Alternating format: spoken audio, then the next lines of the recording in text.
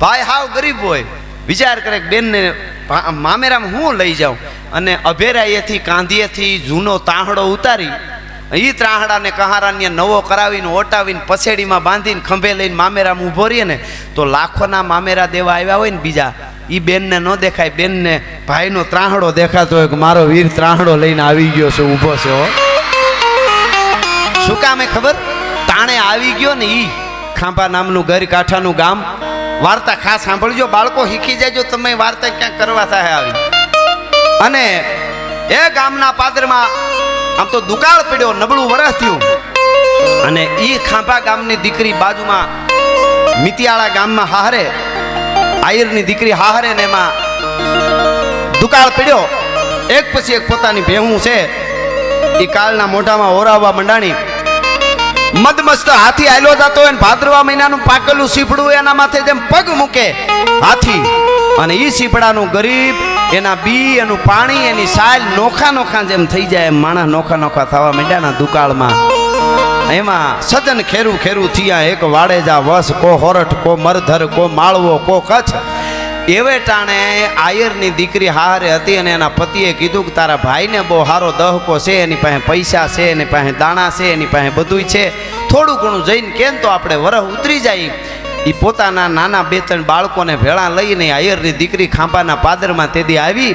ઘણી વખત સમય એવો હોય છે કો કયા માણસમાં કોનામાં ક્યારે કેવો વિચાર આવી જાય કોઈ નક્કી ન કરી શકે. એ દીકરી હાલી આવે, એમાં પોતાનો ભાઈ છે રામભાઈ, નામ ભગત બાપુ દેતા વાતમાં. એ રામભાઈ આયર હિંડોળે હિંચકે છે ને આવતા જોઈ બેનને કે હાય હાય નબળું વરસ છે, મારી બેન હગી બેનો, મારી બેન આવે છે ને મારે મદદ કરવી પડી છે. પત્નીને કીધું કે હું પાછલે દરવાજેથી વાહે વયો જાઉં છું, એને કહી દેજો કે હું ઘરે નથી, બેનને જમાડી દેજે રોકાય તો, પણ વધારે રોકતી નહીં. ભાઈ પાછળ જાય, બેનની નજર પડી ગઈ, બેન આવી ફળિયામાં, ખબર પડી ગઈ મારો ભાઈ પસવાડે વયો ગયો. આવીને કીધું મારો ભાઈ ક્યાં? કે ઈ તો ઘરે નથી ને, બહાર ગામ ગયા 2-3 દિવસ. આવો બેન. ભોજાએ ભાભીને કીધું આવો, નણંદબાને કીધું આવો ભોજાએ. એટલે બેનને ધરતી માગ આપે તો હમાઈ જવાનું મન થયું કે હાય હાય હાય હાય. ક્યારેક ક્યારેક ધરતી માથે વરસાદનો દુકાળ પડે ત્યારે માણસના હૈયામાં માનવતાનો પણ દુકાળ પડી જાવ તો હોય છે. આટલું એ કાં સમજાતું નથી, અહીંયા અમીરસ કોઈ પાતું નથી, છતાંય ઉભાસો મૂર્ખ આશા ધરીને અહીંયા સ્વાર્થ વીણ કોઈ ઝેર પણ પાતું નથી. એને ખબર પડી ગઈ કે મારો ભાઈ મને જોઈને દેવું પડે ને એટલે પસવાડે વયો ગયો, ને વહેમું લાગ્યું, પાણીએ પીધું નહીં, પાછી વળી ગઈ. મારે બસ રોકાવું નથી, હું તો અહીં નીકળી હતી એમ કરી નીકળી ગઈ. મારો ભાઈ, મેં 2 મીઠડા મારા ભાઈના દુખડા લીધા હોત ને તોય મારો થાક ઉતરી જાત. હું ધરાર ક્યાં લેવા આવી હતી? પણ સમય છે ને, સમય લડાવે લાડ, સમય જ કરાવે.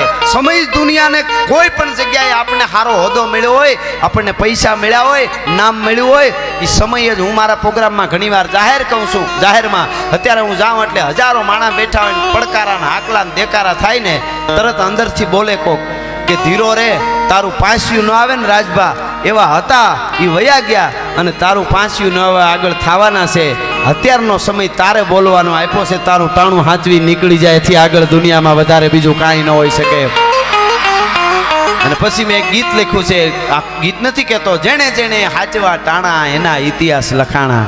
ટાણું હાચવાની કિંમત છે. અત્યારે હું અહીં બોલું છું, તમને મજા આવે છે બધાય. આનું આવું કાલ બપોરે 12 વાગે એકલો આવીને અહીંયા ઉપાડું તો હડ કે લે ગઢવી ગાંડા થઈ ગયા. હાંજે બોલતા હતા તઈ રેડી હતું, આ હવારમાં કંઈક થઈ ગયું કે પણ હું તો હાંજે ગાવી નહીં ગાઉં છું, પણ નહીં, હટાણે એ ટાણું નથી. ટાણું હાચવી લેવું, સમય હાચવી લેવો. ગમે એવું મેરુબા બાપુ કહેતા, આપણને ગરબે રમતા આવડતું હોય તો આખું ગામ રમતો હોય ત્યાં રમી તો જ હારા લાગી.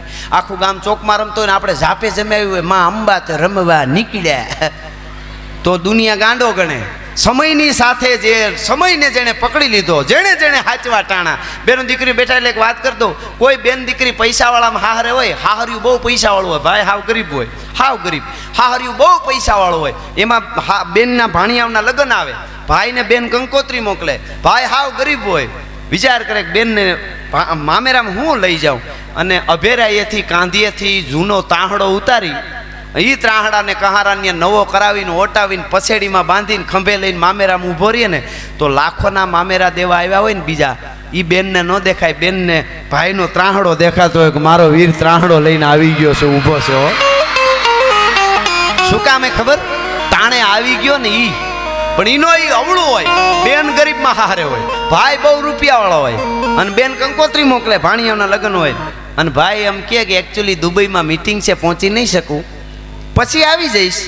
અને પછી લગ્ન પછી ભાઈ દુબઈથી ડાયમંડનો હાર લેતો આવે અને એમ કે બેન લે તારા માટે લઈ આવ્યો છું, લગ્નમાં નહોતું પુગાડું ને, તાકણખાર બેન હોય તો કહી દે કોઈક ભિખારીને દઈ દેજે, મારે તારી જરૂર હતી, તારા હારની જરૂર નથી.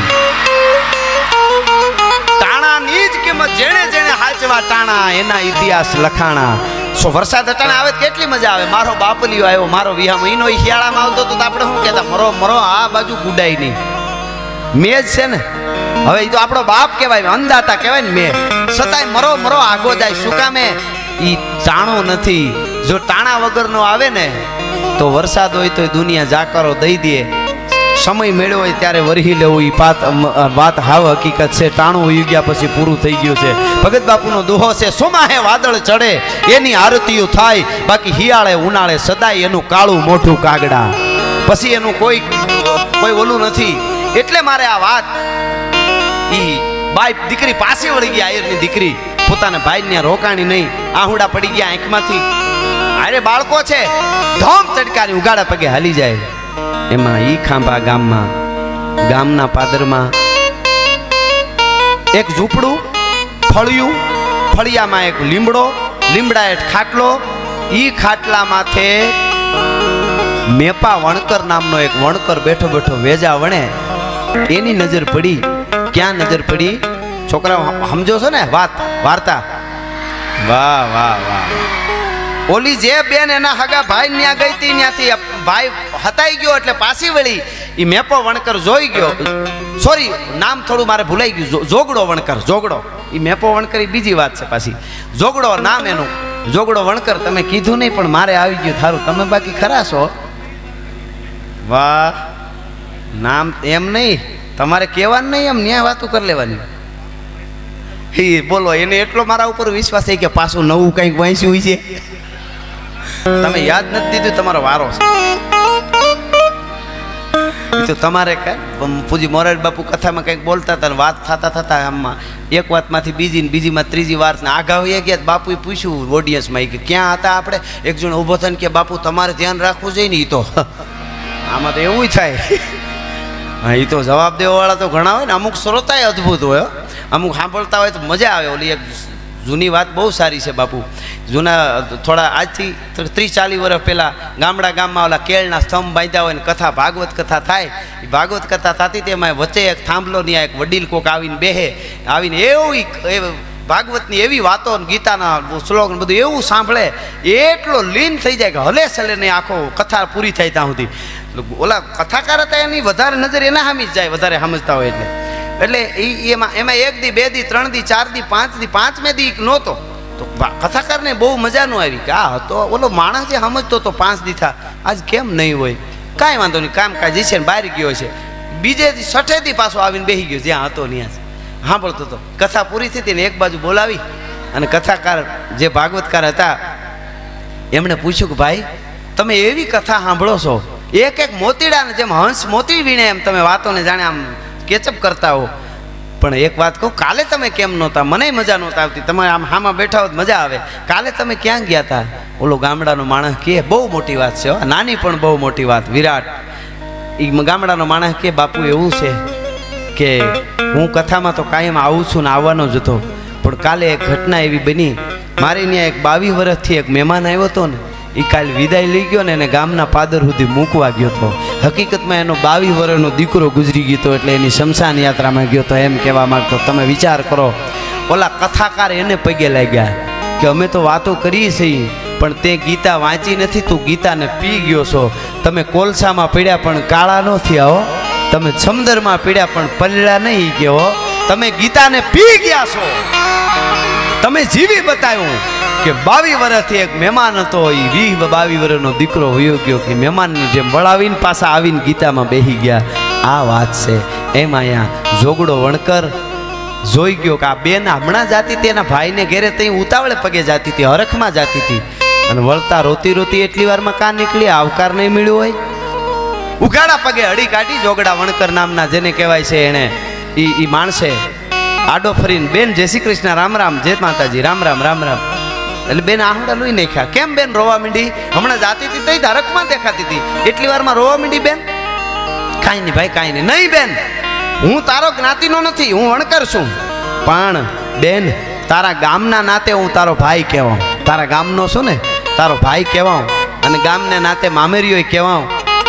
તારો ભાઈ જો મામેરું શું કે તો મારે પૂરવું જોઈએ. સાચું ન કે તો તારા ભાઈના સોગન છે આ જોગડા વણકરના. બેન મને સાચું કે, સાચી વાત કર, તું હું કામ રો છો? સોગન દીધા ને બેન વધારે રોવા માંડી.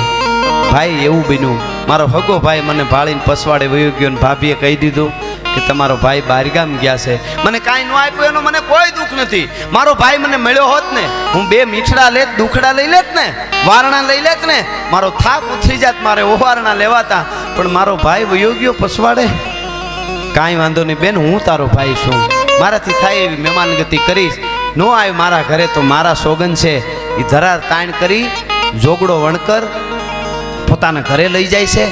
ગાડું જોડે છે, પોતાના 2 બળદિયા હતા, બળદિયા જોડ્યા, ગાડું જોડ્યું, થોડોક બાજરો, થોડીક જુવાર, બાચકા લઈને ગાડામાં મૂક્યા. એના પાસે હતું એ પ્રમાણે થોડાક પૈસા કાવડિયા આપ્યા હાથમાં. પોતાના 10-11 વર્ષના, જો અહીં બાળકો છે એટલે કહું છું, બુદ્ધિ કાંઈ મોટા થઈ તો જ આવે એવું ન હોય.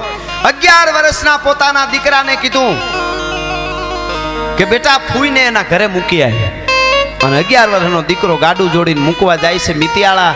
અહીંયા હાંજ પડી ગઈ, 11 વર્ષનો દીકરો હજી આવ્યો નથી. વાળું કર્યા પછી હુવા ટાણે જોગડા વણકરે એની પત્નીને કીધું કે જરાક પાણી ભરી દેજે. લોટો લઈને પાણી ભરી દેવા આવી ને તો આમ હેઠું જોઈને દીધું એટલે જોગડાને એમ કંઈક વેમ થયો, કેમ હામું નથી જોતી. હરખું જોયું તો દીવાના અંજવાળે ખબર પડી કે આહુડા પડે છે પોતાની પત્નીને. કે તું કેમ રોવે છે? કે કાંઈ નહીં, એમ જ. નહીં, મેં ઓલી બેન, મારી હગી બેન નહોતી, એ તો આયરની દીકરી હતી, છતાંય મેં એને આટલો બાજરો ને આટલા દાણા દઈ દીધા. અને આપણા દીકરાને મૂકવા મોકલ્યો એટલે તને બરાબર નો મજા આવી એમ મેં આપી દીધું. ઈ અરે વણકર, તમારી ઓઢણું ઓઢીને આવી છું, આ ખોરડું રહેવાનું છે એ દઈ દો ને તોય મને ફેર ન પડે. ભલા માણસ, તમારું ઓઢણું ઓઢ્યું છે એટલા માટે હું નથી રોતી.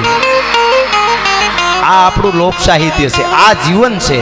જીવનના મૂલ્યોની વાતો બહુ જરૂરી છે. મેઘાણી કહે છે કે તમે 6 મહિના સુધી બાળકને ડોક્ટરો કહે ને માનું ધાવણ ગણ કરે, એમ જીવનમાં લોક સાહિત્ય મેઘાણી કે ગણ કરે છે. તમારે જીવવું હોય તો.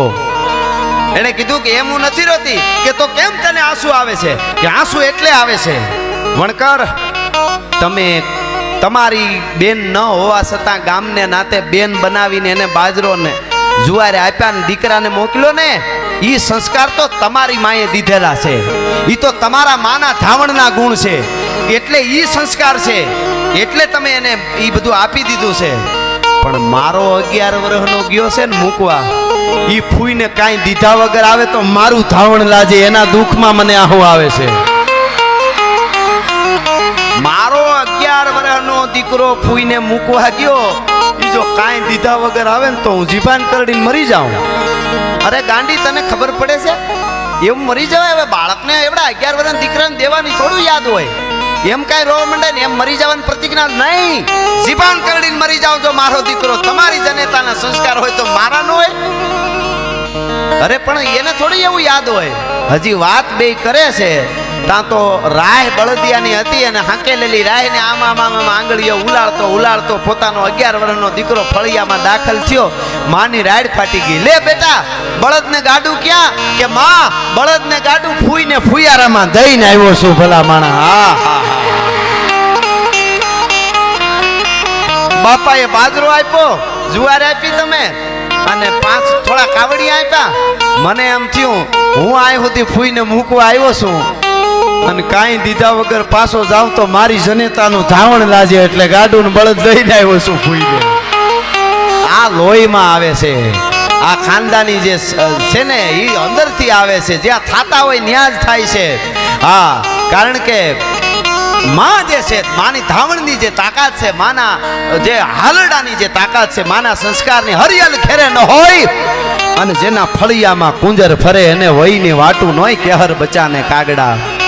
પછી ઘટના એવી બને છે, થોડાક સમય પછી વરહ સારું થઈ ગયું, દુકાળ ઉતરી ગયા. ઈ બાઈ એક દી ભેંસ દોતી હતી હાંજે, આયરની દીકરી, એને કોકે જઈને સમાચાર દીધા. કાળિયા નામનો કોઈ માણસ આવ્યો, એને આવીને કીધું કે બેન તમને કાંઈ ખબર છે? ગજબ થઈ ગયો કે શું થયું? કે તમારો માનવજીનો વીર રામભાઈ આયર નહીં કે આ ઈ ગુજરી ગયા. બેને ભેંસ દોતી ચાલુ રાખ્યું, દોવાઈ ગયા પછી દૂધ બૂધ હકેલ્યા, જે કામ કરવાનું હતું એ રસોઈ કરી, જમીન પછી માથે શેડો લઈને રોવાનું ચાલુ કર્યું. કોકે કીધું તારો ભાઈ જેવો ભાઈ વયો ગયો અને આટલી બધી વાર હોય? તરત બોગરું મૂકીને રોવા માંડે બેન. ભાઈથી વાલું કોણ હોય? તને આટલી વાર લાગે? તેથી બાઈએ જવાબ દીધો, ખાનદાની આયરાણીએ જવાબ દીધો તો મારો ભાઈ તો હું મારા ભાઈને જેથી પગ મૂક્યો ને પછવાડે વયો ગયો ને તે દૂણો ગુજરી ગયો તો આ તો લોક લજાએ મોઢું વાળું છું અટાણે. પેલા આ તો લોક લજાએ અટાણે હું ખાલી રહું છું તેથી જ ગુજરી ગયો તો. પણ હવે સાંભળજો, એના પછી 2 વર્ષે વળી ઈનો ઈ કાળિયો આવ્યો. આવીને કીધું બેન આજે થોડીક અજુગતી ઘટના બની, આમ ઓલા જેવી નહીં પણ અજુગતી બની છે. શું? કે તમારો જીભનો માનેલ ભાઈ જોગડો વણકર નહીં કે હા કે ઈ ગુજરી ગયો. ઈ કરામાં નિહાણી માંડી કરે ફોરડાના પછી નિહાણી ન્યા ગાયર કરતી હતી બાઈ આયરાણી કોનબાઈ નામ ગાયર કરતી હતી. ન્યા જઈને કીધું કે તમારો જોગડો વણકર ભાઈ ગુજરી ગયો. નિહાણીયાથી બાઈએ પડતું મૂક્યું ભફ દઈને હેઠી પડી અને મોટા અવાજે રોવા માંડી, મરસિયા ગાવા માંડી. એક મરસિયો તમને કહું અહીંયાથી શું કે છે એ બાઈ આયરની દીકરીઓ,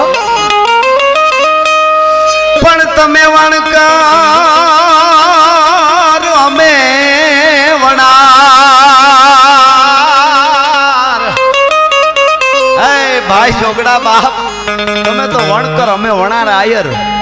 તમે વણકર અમે વણાર, આપણે નાતે જ નેડો નહીં. પણ હું રોવું શું કામે? તારા ગણને રોવું ગજમાર. તારી જાતનો પૂછું જોગડા, ગણને રોવું ગજમાર. તારી જાત પૂછું નહીં જોગડા. તમે વણકર અમે વણાર, આપણે નાતે નેડા નહીં, નજીક નથી. કહેવાનો અર્થ મારો એટલો છે, ગણને જોઈજો. તમે જ્ઞાતિ નો જોતા, જ્યાં હોન્યા ગણ હું પડ્યો છે.